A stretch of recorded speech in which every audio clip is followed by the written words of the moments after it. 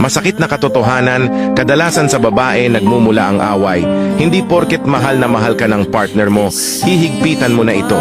Hindi ganun kadali para pagbawalan mo o mawala agad ang kanyang bisyo. Dahil bago mo siya nakilala, mas nauna na itong kaugalian niya. Bago ka dumating sa buhay niya, ginagawa na niya. At bago kayo nagsama, tinanggap mo na kung sino siya. Kaya wag mong sakalin at wag mong higpitan. Alam mo ba kung ano ang sanhi ng nakakasakal na pagsasama? Habang kayo pa, may truma itong nabubuo. Namahal nyo nga ang isa't isa pero naglalaban na ang puso't isipan nyo. Hindi sa lahat ng oras sunod-sunuran na agad sa'yo ang asawa o partner mo. Dinggin mo din ang kanyang panig. Bigyan mo din siya ng boses para malaman mo ang kanyang sasaloobin. Dahil minsan dito mo malalaman ang lahat na dapat mo din tanungin. Hindi lang ng mga katwiran mo bilang asawa at partner niya ang laging tama at masusunod. Hindi lagi ang pagkabungangera mo at ang pang-iinsulto sa kanyang pagkatao at kawalan ng respeto.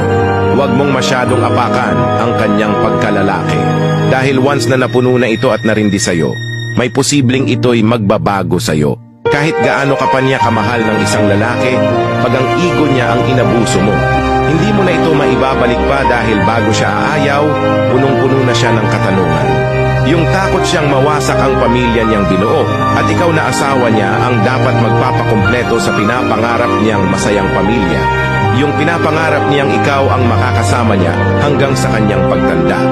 Yung pinapangarap niyang iintindi sa kanya at sa mga problema niya ups and down. Pero asan ang obligasyon mo bilang isa niyang may bahay at asawang karamay? Dahil kung talagang mahal ka ng asawa mo, kusa siyang magbabago para sa'yo. Hindi yung hihigpitan mo lagi ito. Dahil ang lalaki, normal na sa kanila ang may bisyo at alak man, barkada o sigarilyo, wag lang mambabae ito. Kaya kung magpapaalam man sa'yo, pagbigyan mo. Dahil alam din niya ang limitasyon niya at nagpapaalam sa'yo para alam niyang may halaga siya at wag kang mag-alala kung nasaan siya. Kaya wag mong sakalin ang leeg niya na halos itali mo na lang siya sa iyong biwang para lang yung mabantayan. Bigyan mo siya ng kalayaan para mas tumagal ang inyong pagmamahalan.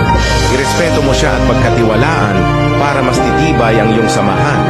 Dahil ang haligi ng tahanan, hindi yan susuko sa anuman pagsubok niyo. Ngunit kung inabuso mo at napuno sa'yo, hinding-hindi mo na maisasalba pa ang relasyon niyo.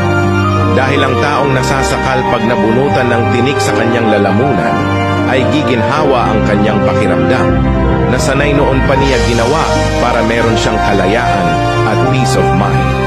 At doon niya nakita ang kanyang kahalagahan at kasiyahan.